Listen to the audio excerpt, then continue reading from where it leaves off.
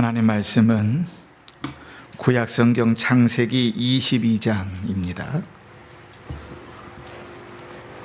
13절로 24절까지.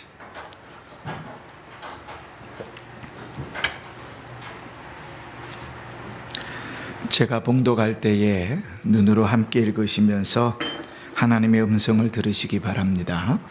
창세기 22장 13절부터 봉독합니다.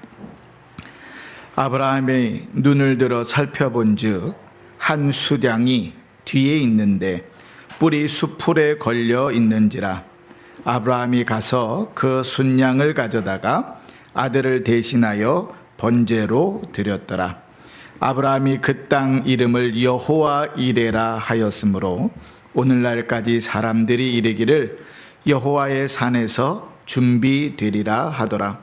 여호와의 사자가 하늘에서부터 두 번째 아브라함을 불러 이르시되 여호와께서 이르시기를 내가 나를 가리켜 맹세하노니 내가 이같이 행하여 내 아들 독자도 아끼지 아니하였은즉 내가 내게 큰 복을 주고 내 씨가 크게 번성하여 하늘의 별과 같고 바닷가의 모래와 같게 하리니 내 씨가 그 대적의 성문을 차지하리라. 또 내 씨로 말미암아 천하 만민이 복을 받으리니 이는 내가 나의 말을 준행하였음이니라 하셨다 하니라. 이에 아브라함이 그의 종들에게로 돌아가서 함께 떠나 부엘세바에 이르러 거기 거주하였더라. 이 일 후에 어떤 사람이 아브라함에게 알리어 이르기를 밀가가 당신의 형제 나홀에게서 자녀를 낳았다 하였더라. 그의 맏아들은 우스요 우스의 형제는 부스와 아람의 아버지 그무엘과 게셋과 하소와 빌다스와 이들랍과 부두엘이라. 이 8사람은 아브라함의 형제 나홀의 아내 밀가의 소생이니 부두엘은 리브가를 낳았고 나홀의 첨 르마라 하는 자도 데바와 가합과 다하스와 마아가를 낳았더라. 아멘. 한 주간도 평안하셨습니까? 저는 이번 주간에 많이 분주하고 바쁜 주간이었는데 갑자기 큰아버님이 소천을 하셔가지고 장례를 좀 치렀습니다. 집안에 또 믿지 않는 사람들이 있어서 목사로, 사촌으로가 아니라 목사로 가서 예배를 좀 집례하면서 그들을 좀 위로하고 격려하고 그들 가운데 하나님의 은혜가 있기를 또 기도하였습니다. 그 때문에 이렇게 새벽에 나오시는 분들, 여러분들에게 좀 폐를 끼쳐서 정말 좀 죄송하고, 이런 일들이 갑자기 당하다 보니, 성도님들이 여러 모양으로 좀 기도해 주시는 것이, 근데 저에게는 힘이 많이 된다, 이렇게 더욱 생각하게 됩니다. 많이 기도해 주시고, 계속되는 일들 가운데서도 늘 하나님께서 그냥 선한 도구로만 쓰시기를, 기도해 주시기를 바랍니다. 우리가 이제 창세기 22장을 계속 읽고 있죠. 오늘 이제 그 마지막입니다. 여러분, 우리는 하나님, 그분이 누구인가 하는 그 지식을 성경을 통해서 압니다. 성경을 읽다 보면 하나님이 세상을 만드셨대, 하나님이 구원하셨대, 하나님이 도와주신대, 하나님이 기도를 들으신대, 하나님이 응답하신대, 수많은 하나님이 누구신가 하는 것을 성경을 통해서 읽습니다. 그러니까 하나님에 대한 정보는 성경을 통해서 받는데, 하나님은 그 우리가 알고 있는 정보를 나의 지식으로, 나의 하나님으로 고백하게 할 때는 어떻게 하는가?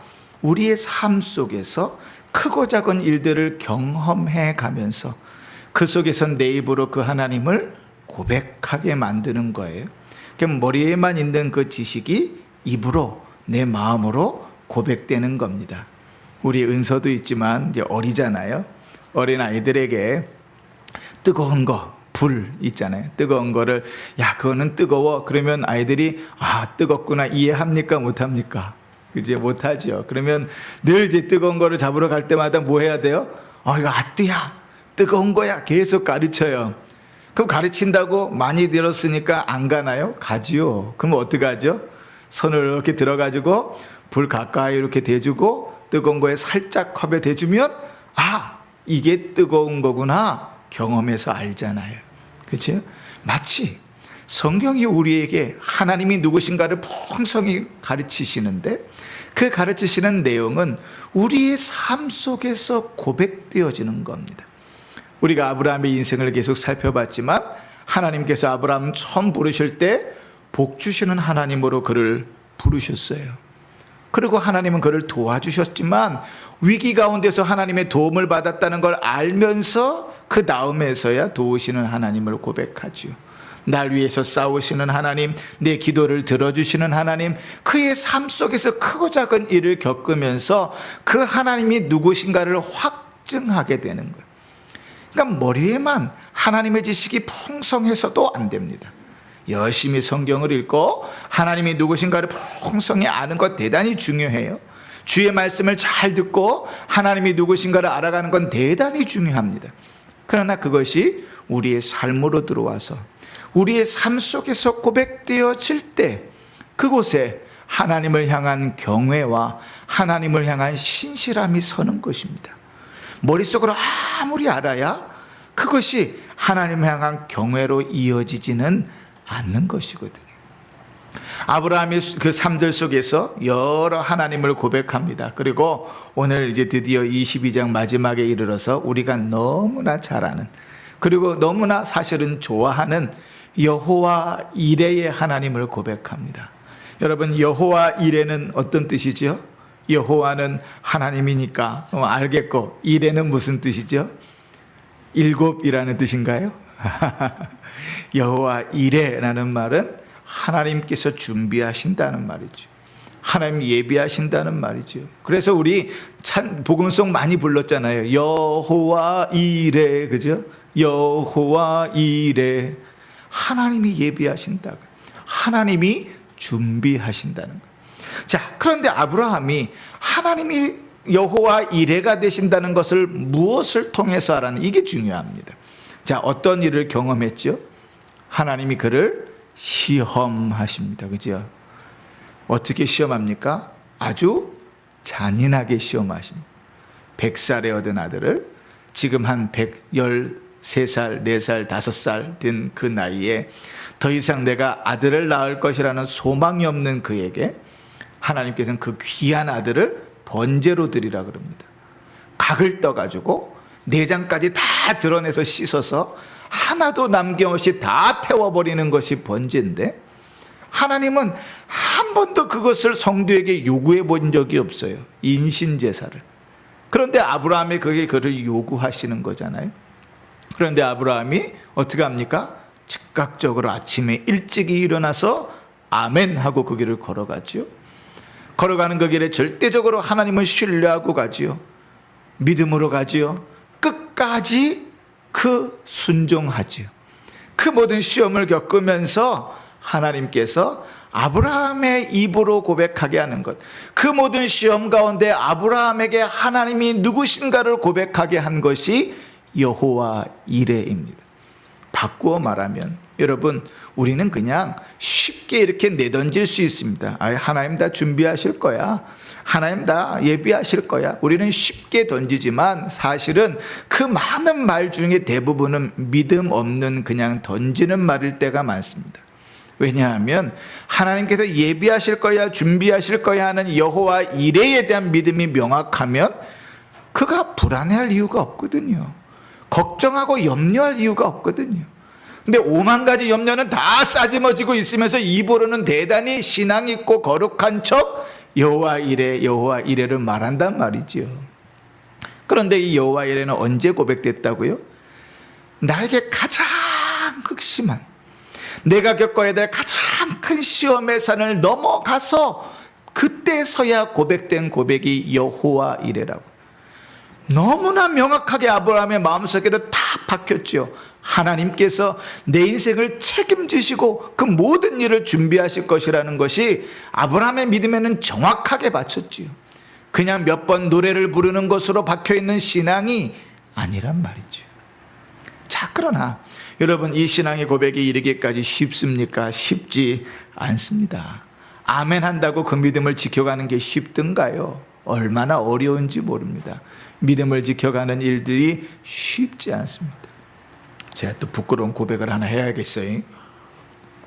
장례를 다 치르고 이제 오늘 이제 새벽 기도에 주의를 드려야 되는데, 장례 치르는 동안 계속 새벽 알람들이 울리니까 알람을 꺼놨단 말이에요.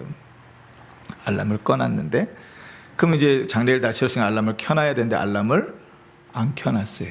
그래가지고 오늘 새벽에 딱 눈을 떴는데 5시인 거예요. 아이고, 큰일 났다. 최 권사님한테는 전화가 안 왔으니 아마 오늘 피곤해서 못 일어나신 것 같고, 사모님은 연락이 안 와도 그냥 나와서 기도하실 것 같으니, 주일에 외부에서 오시는 분은 안 오실 것 같으니 좀 마음에 안심이 됐는데, 속이 얼마나 상하든지요. 야, 이 목사가 수준이 이 정도 돼갖고 되겠나 싶고, 새벽에 얼마나 마음이 괴로웠는지 몰라요. 목사가 야, 알람 안 울렸다고 새벽을 못 일어났구나. 얼마나 속이 상하든지요. 그치? 인생은 늘 부족하잖아요. 여호와 일에 하나님 예비하시고 하나님 책임지실 거야. 그리고 믿음으로 걸어간다? 그 일이 쉽지가 않습니다. 얼마나 어렵고 괴로운지 몰라요. 믿음으로 한 발을 내딛는 일은 참으로 복된 일이지만 그 일은 쉽지 않은 일입니다. 자, 그런데 하나님께서 아브라함의 입술을 통하여 여호와 이레를 고백하게 하십니다. 여호와 이레. 여러분, 여호와 이레는 그냥 아까도 얘기했던 것처럼 하나님이 예비하신다 이런 말입니다. 그러나 여호와 이레는 단순히 그런 정도의 수준이 아니라 그 속에는 깊은 의미와 고백들이 담겨져 있습니다. 첫 번째는 여호와 이레라는 신앙의 고백 안에는 무엇이 담겨 있냐면, 하나님이 내 모든 필요를 아신다는 고백이 있습니다. 여러분, 하나님께서 우리를 잘 아실까요? 모를까요?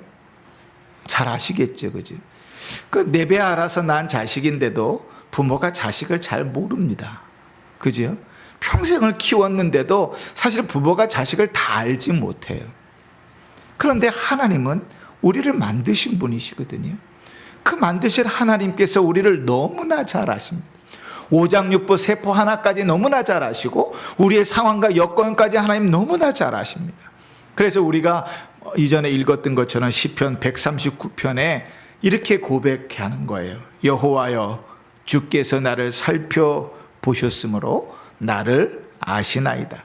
주께서 내가 앉고 일어섬을 아시고 멀리서도 나의 생각을 밝히 아시오며 나의 모든 길과 내가 눕는 것을 살펴보셨으므로 나의 모든 행위를 익히 아시오니 여호와여, 내 혀의 말을 알지 못하는 것이 하나도 없으시니이다. 내 마음에 품고 있는 것까지도, 내 입으로 내뱉는 말 한마디까지도 하나님이 다 아신단 말이에요. 그러니까 하나님 앞에 숨길 수 없어요. 사람은 숨길 수 있습니다. 가족도 속일 수 있습니다. 내 남편도 내 아내도 내 배우로 난 자식도 속일 수 있습니다. 그러나 하나님은 못 속이는 거예요. 너무 잘 알고 계시거든요. 그런데 우리를 너무 잘 알고 계시기 때문에 하나님이 뭣도 아시는가? 내가 뭐가 필요한지도 아십니다. 내 형편을 너무 잘 알고 계시기 때문에 나의 모든 필요도 아세요. 그래서 마태복음 6장에 보면 예수님이 이렇게 말씀하셨어요. 구하기 전에 너희에게 있어야 할 것을 하나님 너희 아버지께서 아시느니라. 구하기 전에 이미 하나님께서 다 아신다는 거예요. 그 마지막이 어떻게 끝나죠? 그러므로 너희는 먼저 그의 나라를 구하라. 너희 필요를 하나님 앞에 늘 보따리 풀어놓지 말고 하나님의 나라를 구해라. 하나님 이미 다 아신다, 이렇게 말씀하십니다. 여호와 이레는 하나님이 우리의 모든 필요를 아신다는 고백입니다. 우리를 너무나 잘 아시는 하나님이 우리의 모든 필요를 아시는 거예요. 하나님께서 이삭을 바치려는 아브라함을 잡으십니다. 그리고 이삭을 제물로 바치지 못하게 막으셨다면 이제 그 벌려놓은 제단 위에서 제사를 드려야 되는데 무엇으로 제사를 드릴까요? 그죠? 가지고 온 것은 불, 칼, 나무 이거밖에 없잖아요. 뭘로 제사를 드려요? 그렇죠. 제물로 제사를 드려야 되는데 제물이 없잖아요. 여호와 이레는 뭐라고요? 그 필요를 하나님이 아시고 순양을 준비하셨다는 겁니다. 그러니 여러분, 여호와 이레를 고백할 때에 우리가 염려와 걱정과 근심을 싸매어 있는 것은 그 하나님을 모르는 겁니다. 입으로만 여호와 이레를 고백하면서 그 마음에는 근심 걱정에 쌓여 있다는 것은 여호와 이레를 만나보지 못한 것입니다. 여호와 이레를 만나보았다면, 그 마음속으로 여호와 이레를 고백한다면 염려와 근심과 걱정이 아니라 오히려 감사와 찬양으로 하나님께 기도해야 되는 것이 맞습니다.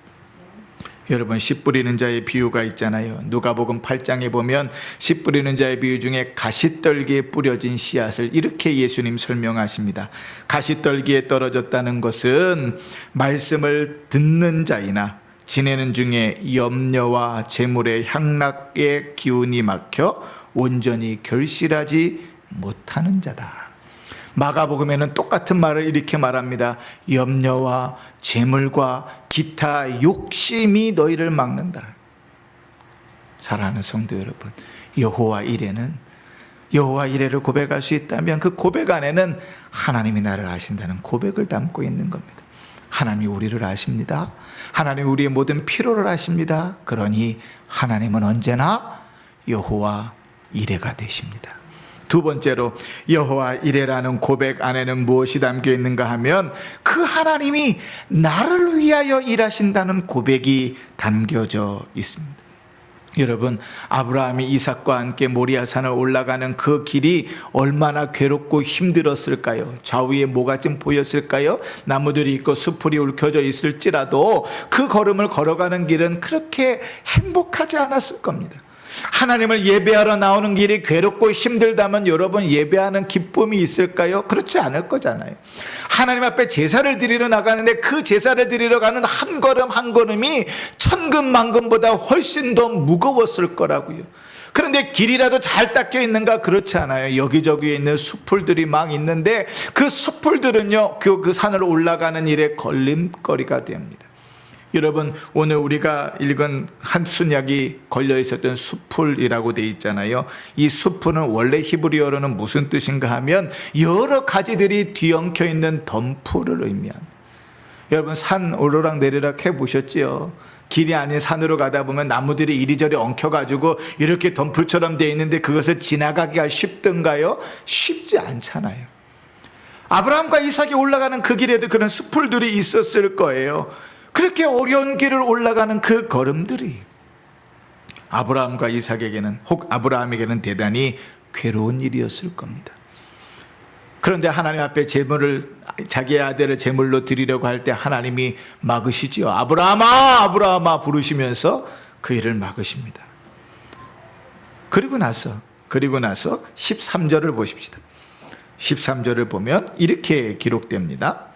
아브라함이 눈을 들어 살펴본 즉 한 수량이 뒤에 있는데, 그렇게 됩니다. 아브라함이 눈을 들어 이렇게 살펴보니까 한 숫양이 보였다는 거예요. 근데 우리말의 번역을 그대로 우리의 뉘앙스로 살피면 이런 거예요. 하나님이 이삭을 바치지 못하도록 막았어요. 그러니까 이삭은 안 죽이고 이렇게 둘러보니까 저기에 순양이 하나 걸려 있는 거예요. 이렇게 이해가 되는데 히브리어 성경에서는 정확하게 이렇게 씁니다. 살펴보았다는 말이 무슨 뜻인가 하면 그리고 그는 보았다. 그리고 그는 보았다. 하나님께서 그를 막으실 때까지 그의 눈에는 안 보였던 거예요. 근데 하나님께서 막으시니까 그 다음에 그리고 그는 그 순양이 보인 거예요. 그가 찾은 것이 아니라, 살펴본 것이 아니라 하나님 막으신 그 다음에 순양이 보인 거예요. 그러면 여러분, 우리는 두 가지로 생각할 수 있어요. 첫 번째는 하나님께서 아브라함이 어떻게 하나 딱 보다가 아브라함이 그 아들을 죽이려고 하는 순간에 그를 딱 막으시고 마치 마술처럼 탁 마술을 부려가지고 없던 순양을 거기다 딱 꽂아 놓으셨다. 1번. 2번은 뭐냐면 아브라함이 아브라함이 모리아산을 올라올 그때에 누구의 양인지도 모르고 어떻게 된 양인지도 모르지만 그 순양이 어디로부터 왔는지도 모르는데 모리아산을 올라오다가 하필이면 아브라함이 제사를 드리려고 하는 그곳 근처의 숯불에 뿔이 걸려가지고 걸려 있었다. 자, 1번이 더 좋을까요? 2번이 더 이해하기가 좋을까요? 그렇죠. 하나님이 우리를 위하여 일하시는 것은 그냥 어느 순간에 기적과 같이 역사하지 않으십니다. 우리가 믿음으로 한 걸음 한 걸음 걸어갈 때 하나님은 그 반대편 어디에선가 하나님 그분의 일을 하고 계십니다. 우리가 인정하지 않을 뿐이고 우리가 보지 못할 뿐이에요. 하나님은 우리를 위하여 언제나 일하고 계시고 우리를 위하여 역사하고 계시는 분입니다. 내 마음이 무겁고 내 발이 천근만근이 되어 내 아들을 제물을 드리려고 올라가는 그 산을 어렵게 올라가고 있을 그때에 하나님은 그 산 반대편에서 그를 위하여 어린 수장 하나를 올려보내고 계셨다고요. 하나님은 언제나 우리를 위하여 일하십니다. 여러분, 우리가 읽은 창세기 22장은 여호와 이레가 드러나는 아주 아름다운 장이지 않습니까? 그렇죠? 근데 이상한 게 하나 있어요. 1절부터 쭉 읽어보면 여호와 이레가 나오기까지 그 순서를 쫙 알 수 있는데 맨 마지막을 한번 보십시오. 20절 이하에 보면 갑자기 말도 안 되게 생뚱맞게 나홀의 후예가 나옵니다. 여러분, 나홀은 누군지 기억나시나요? 우리가 지금 기억을 저 뒤로 되돌려가지고 창세기 11장 정도까지 돌아가야 됩니다. 나홀은 누구인가 하면 아브라함의 형제입니다. 아브라함이 형제가 3형제였어요. 아브라함이 있고 나홀이 있고 그 다음에 하란이라는 형제가 있었습니다. 근데 이 하란이요, 자식들을 낳고 일찍 죽었어요. 모든 형제들보다 심지어는 아버지보다 일찍 죽었어요.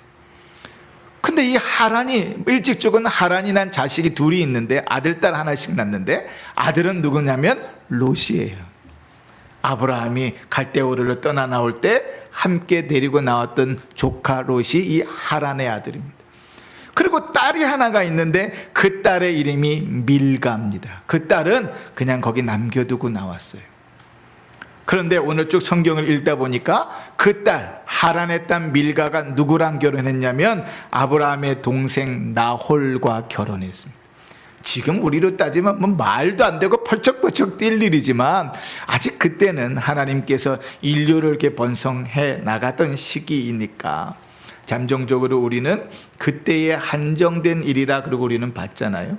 그러니까 아브라함의 동생 나홀이 아브라함의 막내 동생 하란의 딸과 결혼한 거예요. 그죠? 이해가 되시죠? 근데 여러분 잘 생각해 보세요. 여호와 이레를 설명하기 위해서 시험하시고 제물로 바치고 여호와 이레가 고백되는 그 흐름은 다 이해가 되죠. 누구 하나도 이해가 안 되는 부분이 없어요. 그런데 그 여호와 이레가 나오는 그 맨 마지막을 왜 나홀의 후예로 끝내버렸을까요? 저 뒤에 나와도 되잖아요. 왜 하필이면 나홀의 후예로 하나님이 끝내셨을까요? 저는 이렇게 생각합니다. 하나님께서 그 나홀의 후예 중에서 밀가가 낳은 자 중에서 딸이 하나 있는데 그 땅이, 자 23절에 보면 그 밀가가 8아들을 낳았고 8아들 중에서 부두엘이 딸을 하나 낳았는데 그 딸이 23절 맨 마지막에 보면 부두엘은 누구를 낳았더라? 리브가를 낳았더라. 여러분, 리브가는 누군지 아세요? 아브라함이 제물로 바치렸던 이삭의 아내입니다. 아브라함에게는 며느리가 되죠. 그럼 여러분 잘 생각해 보세요. 여호와 이레가 등장하는 이 장면에 왜 리브가를 등장시켰을까요?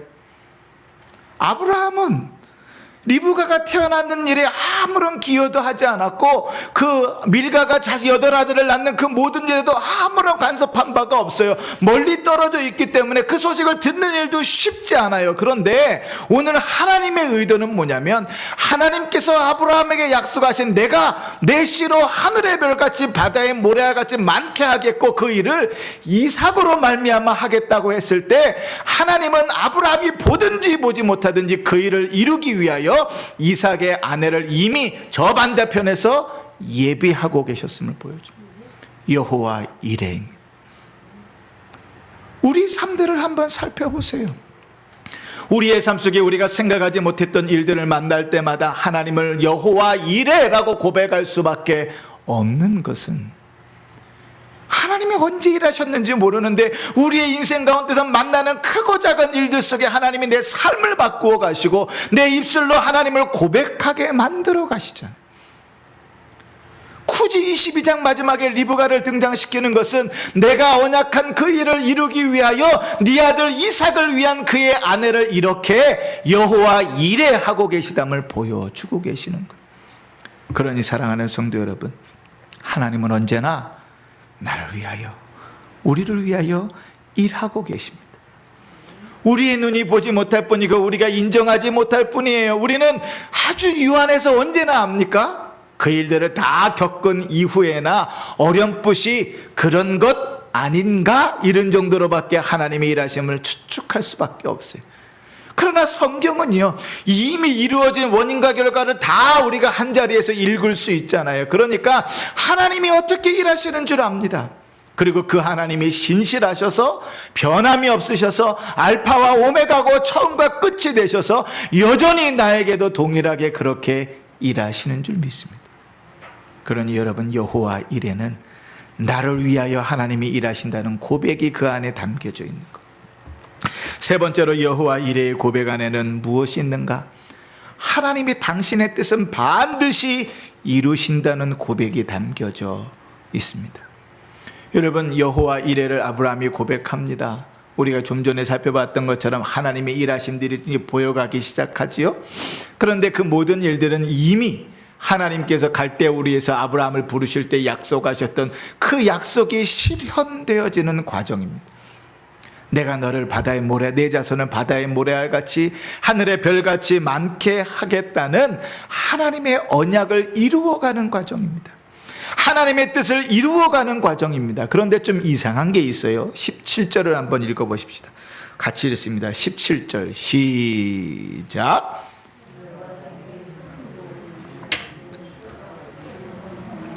하늘의 별과 같고 바닷가의 모래 같게 하리니 내 씨가 그 대적의 성문을 차지하리라. 아멘.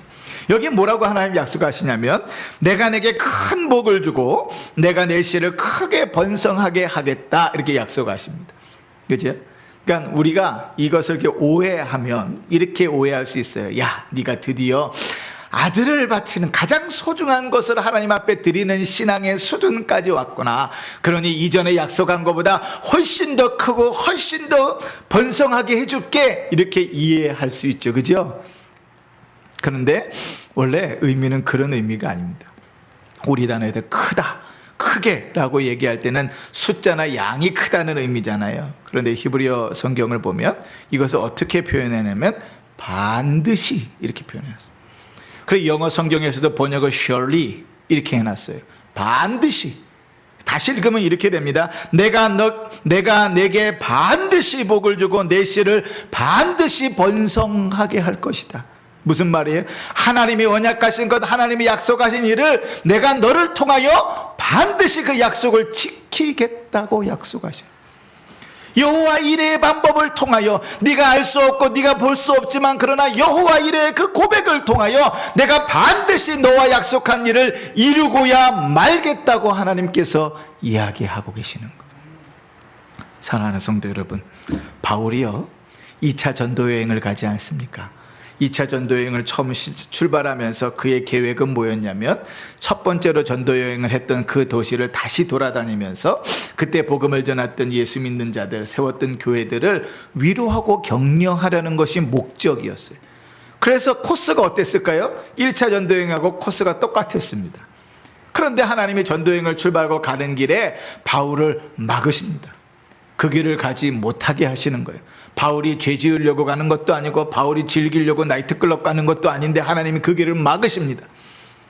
그리고 꿈에 마게도니아의 환상을 통해서 마게노라로 돌아오라고 하는 하나님의 음성을 듣고, 그것이 하나님의 음성인 줄 알고 전혀 계획도 없고 가보지도 않았던 유럽으로 틀어서 마게도니아의 길을 들어섭니다. 그렇게 마게도니아에 들어가서 처음 머물렀던 첫 성이 어디죠? 빌립보입니다. 그지? 그 빌립보에 가갖고 주일이 됐는데, 빌립보에는요 아직 유대인들도 많지 않아서 회당도 없었어요. 유대인들은 가면 뭐부터 짓냐면 회당부터 짓거든요. 그런데 회당조차도 없었어요. 그러니 신앙이 있는 유대인들은 어떻게 하냐면 강가로 기도할 만한 한적한 강가로 가가지고 그곳에 앉아서 기도했단 말이에요. 그러니까 바울이 회당이 없으니까 기도할 데가 있는가 하여 강가에 가서 찾다가 여자들이 모여있는 걸 보고 거기서 복음을 전하는데, 그때 만난 사람이 루디아라는 자주장사입니다. 자주색 옷감에 천을 파는 여인이 루디아입니다. 그런데요, 사도행전 16장 14절에 보면 루디아를 이렇게 소개했어요. 두아디라 시에 있는 자주 옷감 장사로서, 이렇게 표현합니다. 무슨 말인가 하면 이 루디아는 빌립보 사람이 아닙니다. 빌립보에 이주해서 살고 있는 유대인이 아니에요. 원래는 출신은 어디예요? 집은 어디에 있냐면 두아디라에 있어요. 두아디라가 염색공업이 되게 발달했거든요. 그래서 천을 염색하는 일들이 잘 됐었습니다. 그러니까 두아디라에서 그 일을 이제 어디로 수출하는 거예요? 지금 우리로 따지면 유럽으로, 이제 마게도니아 빌립보로 와서 그거를 파는 거예요. 그러니까 수출이죠. 근데 본인이 직접 와서 파는 거예요. 그런데 왔는데 회당이 없으니까 어디서, 강가에서 기도하고 있는데 하나님께서 그를 바울이 만나게 하신 거예요. 근데 여러분, 우리는 이것을 보통 뭐라고 설정하냐면 우연히 이렇게 설정합니다. 우연히. 그런데 하나님의 일하심에 우연이 있던가요? 없지요. 그러면 오늘 우리가 말씀에서 고백한 그 고백을 따라가 봅시다. 하나님께서 바울을 부르십니다. 이제 유럽으로 와서 마게도니아에 와서 복음을 전하라고 바울을 부르십니다. 바울이 가본 적도 없고 계획도 없었던 그곳으로 마음을 먹고 출발하여 가는 길에 바울의 마음은 얼마나 답답했을까요? 얼마나 두려웠을까요? 어떻게 복음을 전해야지, 어떤 일이 벌어질지 모르는 그 상황 가운데서, 그런데 여호와 이레의 하나님은 그 바울이 빌립보 첫 성에서 교회를 세우고 복음을 전할 수 있도록 저 두아디라에서부터 루디아를 여호와 이레로 준비시켜서 만나게 하셨다. 놀랍지 않습니까? 두 사람이 약속한 것도 아니고 아는 사이도 아닌데 여호와 이레의 하나님의 일하심 가운데 그들을 만나고 그들을 통하여 그 빌립보 성에 교회를 세우십니다. 그 교회가 우리가 너무나 잘 아는 빌립보 교회입니다. 사랑하는 성도 여러분, 여호와 이레, 우리가 고백하는 여호와 이레, 우리를 위하여 준비하시는 하나님은 그냥 그렇게 단순한 신앙의 고백은 아닙니다. 우리의 삶 가운데서 놀랍도록 역사하시는 하나님을 인정하는 신앙의 고백입니다. 우리를 너무나 잘 아시고 우리의 필요를 아시는 하나님께서 우리를 위하여 예비하시고 나를 위하여 준비하신다는 신앙의 고백이 여호와 이레입니다. 여호와 이레의 하나님은 하나님께서 나를 향하여 가지신 뜻을 반드시 이루시겠다고 하는 그 의미가 담겨 있는 고백입니다. 그러니 사랑하는 성도 여러분, 아브라함에게만 여호와 이레겠습니까? 아니요. 우리에게도 역시 하나님은 여호와 이레가 되지 않습니까? 우리에게도 역시 하나님은 우리를 위하여 준비하시는 하나님이 되지 않습니까? 그러니 사랑하는 성도 여러분, 우리의 모든 삶 속에서 여호와 이레의 하나님을 믿으며 그 하나님을 바라보며 신실하게 믿음의 길들을 걸어가십시오. 하나님께서 우리를 어떠한 것들로 시험할지라도 가장 소중한 것으로, 가장 귀한 것으로 우리를 시험할지라도 믿음으로 그 걸음들을 담대히 걸어가십시오. 여호와 이레의 하나님께서 우리를 위하여 일할 것이니까요. 우리의 삶 속에 이 여호와 이레가 그냥 의미 없는 노래로만 공허하게 퍼지는 것이 아니라 우리의 삶 속에 세밀하게 역사하시는 하나님을 경험하고 만남으로 고백되어질 수 있기를 주의 이름으로 축원합니다. 이번 한 주간도 이러한 마음으로 승리하는 삶들을 살기 원하고 우리 인생 가운데도 여호와 이레를 날마다 고백하며 찬송하는 복된 은혜가 있기를 주의 이름으로 간절히 축원합니다. 아멘.